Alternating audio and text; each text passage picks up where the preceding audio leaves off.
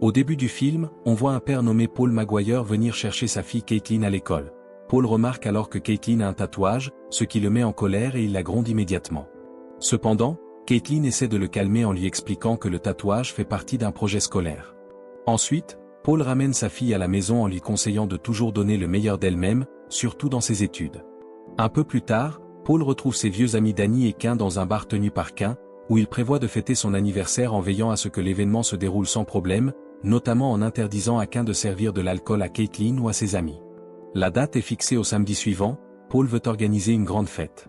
Plus tard, Paul, qui possède une entreprise de construction, participe à une conférence de presse avec le maire, où ils annoncent travailler sur un projet commun qui devrait créer 100 nouveaux emplois, dont les bénéfices seront destinés à financer la recherche médicale et des programmes éducatifs. Cette nuit-là, Paul et sa nouvelle épouse Vanessa se préparent à assister à un important dîner de charité, tandis que Caitlin reste à la maison avec ses deux amis Evan et Mike. Paul, sachant que Mike travaille actuellement comme plongeur, lui promet de l'aider à obtenir un poste dans son entreprise pendant les vacances d'été. Il remarque aussi la façon douce dont Mike regarde Caitlin et décide finalement de lui parler en privé pour lui donner la permission de sortir avec elle, à condition qu'il évite la drogue. La chance sourit aux audacieux. Caitlin, ce n'est pas ta mère, mais la dernière fois que toi et tes amis êtes sortis, Paul a trouvé des mégots de cigarettes dans le jardin et j'ai pris la faute pour toi. Je serai sage, je te promets. Tu comprends, elle est tellement belle. Comment as-tu commencé dans ce métier, monsieur? Il est déjà minuit passé. Paul et Vanessa restent en ville tard dans la nuit à discuter avec d'autres invités de questions d'affaires. Pendant ce temps, à la maison, Caitlin et ses amis regardent tranquillement un film ensemble, mais l'atmosphère change quand une voiture de police patrouille une route calme tard dans la nuit. C'est alors que l'inspecteur John apparaît, un homme qui connaît depuis longtemps le passé trouble de Paul, non pas pour le confronter, mais pour lui annoncer une nouvelle choquante. Caitlin a été kidnappée par un groupe d'hommes masqués qui ont fait irruption dans la maison et ont menacé Evan et Mike avec des armes. Quoi que ce soit, on ne peut sûrement plus en discuter, c'est à propos de Caitlin. Michael et l'autre garçon Evan, ils ont appelé il y a environ 1 heure, on va les appeler, il a dit qu'ils étaient tous les 3 ensemble. Ça ne peut pas arriver maintenant. Pense à ton passé, qui aurait l'intention de faire ça? Aucune demande de rançon, je veux dire, qui irait cambrioler ta maison et kidnapper ta fille? Je ne sais pas, je n'ai de problème avec personne en ce moment. Quoi? Que disent les voisins, est-ce qu'ils disent quelque chose? Je n'ai rien. Je sais que tu parles encore à O'Connell, c'est ma fille, je ne veux juste pas que tu retombes dans tes vieux démons. Je sais que tu parles encore à O'Connell. Pete, j'ai quitté le milieu, tu le sais bien. Je te dirai si j'avais la moindre idée de qui est derrière tout ça, surtout avec ton passé, Paul. Nous la retrouverons, laisse-nous gérer ça à notre façon, d'accord Paul? Très bien. Le détective John conseille à Paul de laisser l'affaire entièrement entre les mains de la police, mais la pression émotionnelle pousse Vanessa à supplier Paul de tout faire pour sauver sa fille. Quoi qu'il en coûte, ramène-la. Caitlin Maguire pèse 56 kilos pour 105 livres, plusieurs camarades ont été blessés lors de cette invasion. Le lendemain, la nouvelle de l'enlèvement de Caitlin se répand largement dans les médias, suscitant un soutien public à la police, mais Paul croit que cet acte est une vengeance liée à sa vie passée de criminel, notamment un vieux conflit avec un homme nommé Ivan. Malgré les avertissements de la police, Paul décide de mener sa propre enquête. Fais attention. En revenant sur son passé dans un flashback, Paul rend visite à Mike et le force à dire la vérité. Mike avoue qu'il a tout fait pour sauver Caitlin lors de l'incident mais a échoué. Il avait des armes, il était complètement déboussolé, les gens s'attendent à ce que tu te fasses tirer dessus en essayant de la protéger, je te tiens personnellement responsable. Je ne sais pas, désolé, je ne sais pas, allez Mike, il faut que tu me dises quelque chose. Les ravisseurs? Ils avaient un accent? Un langage bizarre? Ils avaient un accent russe? Je ne sais pas. D'accord, si tu te souviens de quelque chose, appelle-moi.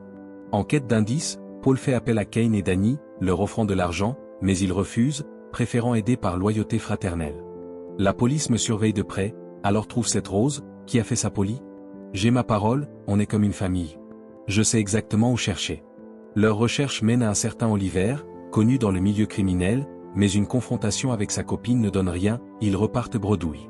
Tu ne sais rien sur la fille du pont? Je ne sais pas, je ne sais pas. Polly, on a parlé toute la nuit, personne n'a rien vu ni entendu, comment est-ce possible?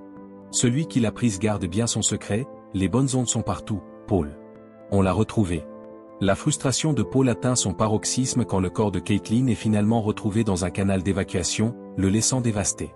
Après les funérailles, un vieil ami nommé O'Connell conseille à Paul de laisser la police faire son travail, lui rappelant leur sombre passé de mafieux. Les bons vieux jours, tu te souviens, les caniveaux coulés rouges, hein? Je ne sais pas ce que ça vient faire là, Tu te souviens de cette nuit au fourpis et ce que ces Russes m'ont fait parce que tu voulais foncer et tous les tuer? Je t'ai rendu service en te laissant sortir. Ce n'est pas tous les jours qu'on peut sortir du milieu aussi proprement que toi, je n'avais pas à le faire, tu le sais, mais je l'ai fait disparaître. Harley, enterre le passé, je t'ai rendu service. Maintenant je veux que tu me rembourses en faisant ça, je comprends. Carl a dit non seulement de rester à l'écart mais aussi de te surveiller. Mais les souvenirs ramènent Paul, Kane et Danny à une époque où ils ont tendu une embuscade à un membre de la mafia russe et volé une mallette pleine d'argent et d'armes, déclenchant une guerre sanglante entre la mafia russe et la mafia irlandaise qui a duré des années. L'enquête policière révèle que Caitlin a été tuée avec un pistolet été russe, la même arme que Paul avait utilisée dans un meurtre de son passé, mais cette information est retenue par le détective en charge du dossier. Quelques jours plus tard, Paul visite régulièrement l'école de Caitlin pour récupérer ses affaires et Cain et Danny découvrent que l'arme utilisée correspond à une arme que Paul possédait auparavant, ce qui le pousse à suspecter que la mafia russe qu'il a volée il y a 17 ans est derrière la mort de sa fille. Il commence à traquer et intimider toute personne liée à Chernov, le chef de la mafia qui a été victime de ce vol. Pendant ce temps, Vanessa s'inquiète de plus en plus que son mari redevienne l'homme violent qu'il était, ou pire, qu'il ne l'ait jamais vraiment changé. Leur enquête mène à un gangster russe nommé Vori. Après que Paul l'ait sévèrement battu, Vori s'enfuit mais meurt finalement d'une perte de sang. Tu sais qui je suis, putain non ne fais pas ça. Cela pousse le détective à avertir encore une fois. Paul ignore l'avertissement de cesser d'agir en dehors de la loi et cette nuit-là, lui, Kane et Danny font une descente dans une planque de trafiquants de drogue russes et massacrent tout le monde à l'intérieur. Le lendemain, la police arrive et conclut rapidement que Paul et ses deux amis sont responsables de ce bain de sang. En conséquence, la mafia russe dirigée par Chernov commence à cibler Paul et ses alliés. Trouvez celui qui a fait ça et amenez-le-moi directement. Quand j'étais jeune, on réglait nos différends comme ça. Quelques jours plus tard, un groupe de voyous russes prend d'assaut le bar de Kane, lors d'une fusillade brutale, Kane est capturé et torturé par Chernov lui-même, consumé par sa soif de vengeance. Je devrais être dans ma rue, gros bro, les gars viennent juste de sortir. Paul, paniqué, se précipite vers le bar mais est arrêté par la police qui lui donne un avertissement sévère, tu essaies de tuer tout le monde dans cette ville, regarde-moi, va en enfer. Pendant ce temps, Kane endure la torture en captivité, espérant découvrir la vérité. On apprend alors que l'homme russe qu'ils ont tué il y a longtemps était le frère biologique de Chernov, ce qui alimente son désir ardent de vengeance. Pourquoi tu tues mon homme? Paul commence à suspecter Danny, pensant qu'il aurait pu les trahir et être responsable de la mort de Caitlin. En colère, Paul attaque Danny et met fin à leur amitié. Ils ont pris Caitlin et lui ont tiré dans la tête. Peut-être que ça ne te fait rien, mais pour moi c'est énorme. Va te faire foutre. Chernov organise une rencontre avec O'Connell, qui tente de le défier mais est tué, déclenchant une nouvelle vague de violence. Je t'ai invité ici pour te demander une chose, prends tes responsabilités. Parmi les anciens effets de Paul se trouve un pistolet TT, la même arme impliquée dans le vol des années auparavant. Une nuit, Evan appelle Mike en secret et organise une rencontre isolée. C'était un accident, mais quand Mike arrive, Paul est déjà là, armé. Une tension règne jusqu'à ce que Mike, submergé par l'émotion, révèle la vérité. Il jouait avec l'arme de Paul et Caitlin a été accidentellement blessée. Pris de panique, ils ont simulé un enlèvement pour cacher l'incident.